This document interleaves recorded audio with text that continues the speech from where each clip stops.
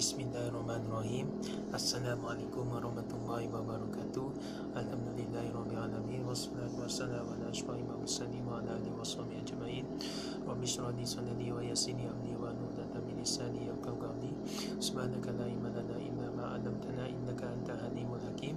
Rabbi zidni ilma. Kepada tuan-tuan dan puan yang dirahmati Allah Subhanahu wa taala, insya-Allah kita akan teruskan kuliah pada malam ini, iaitu kalimah Allah untuk siapa menurut Al-Quran, Al-Hadis dan sejarah agama-agama besar dunia. Okey, kita sambung pada hari itu.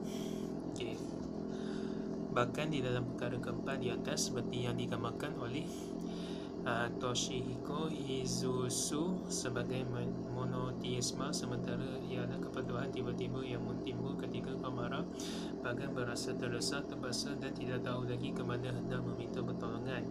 Banyak ayat Al-Quran yang menceritakan bagaimana orang-orang Arab bahkan menyuruh nama Allah untuk mengharapkan bantuan dan memurnikan keimanan mereka hanya untuk Allah.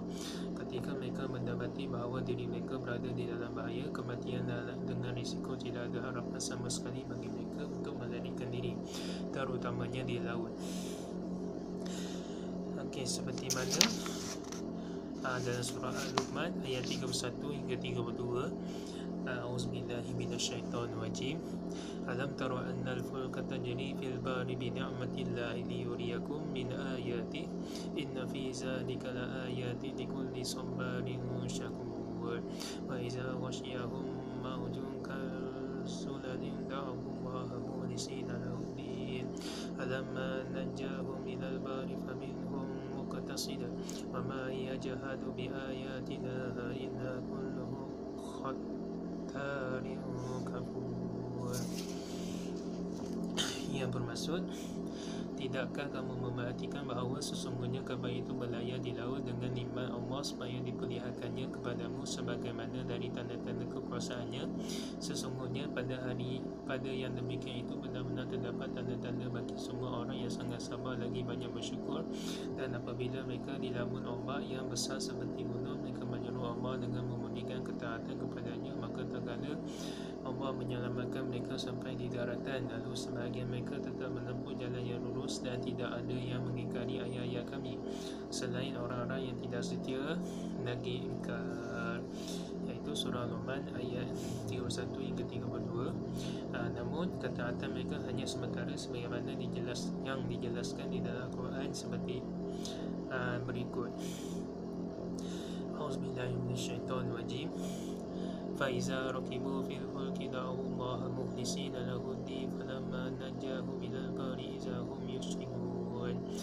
Surah Kabut ayat 65 yang bermaksud, maka apabila mereka naik kapal, mereka berdoa kepada Allah dengan memurnikan ketaatan kepadanya, maka terkala Allah menyelamatkan mereka sampai ke darat, tiba-tiba mereka kembali mempersekutukan Allah.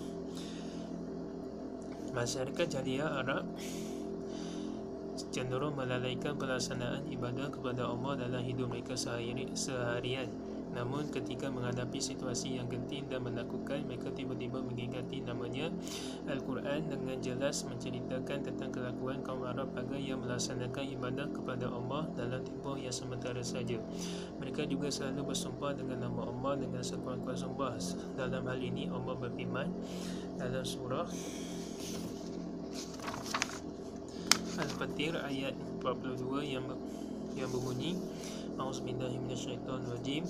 Wa aqsamu billahi jahda aymanihim la in ja'ahum nazirun fayakununna ada min ihdal umam falamma ja'ahum nazirun ma zadahum illa kufura.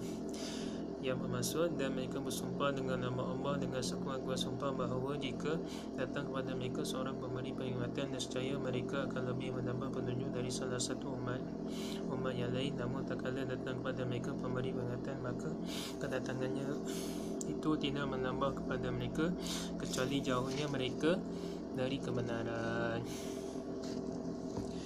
Jadi telah disebutkan di dalam perkara kelima sebelum ini bahawa kaum Arab pagan telah biasa menyebut Allah sebagai Tuhan pemilik Kaabah, tempat suci tertinggi di Jazirah Arab. Fazat Tuhan pemilik Kaabah kerap ditemui dalam sejumlah puisi zaman pra-Islam. Allah dalam konteks tertentu sering disebutkan dengan gelaran Tuhan Sang Rumah, Rabb Al-Bait, Tuhan Kaabah, Rabb Al-Kaabah, dan atau Tuhan Mekah, iaitu Rabb Mekah. Literatur pra-Islam memuatkan banyak bukti yang menunjukkan bahawa konsep Allah sebagai Tuhan Mekah yang suci sangat tersebar luas dalam kalangan orang-orang Arab. Bahkan konsep tersebut tersebar sehingga keluar sebarang kota Mekah. Salah satu contoh puisi yang paling menarik ialah puisi yang ditulis oleh penyair Kristian pra-Islam yang sangat terkenal bernama Al-Hirah Ali bin Zaid. Puisinya adalah salah satu karya yang ditulis di dalam penjara setelah dirinya dihukum oleh Raja Al-Numan III.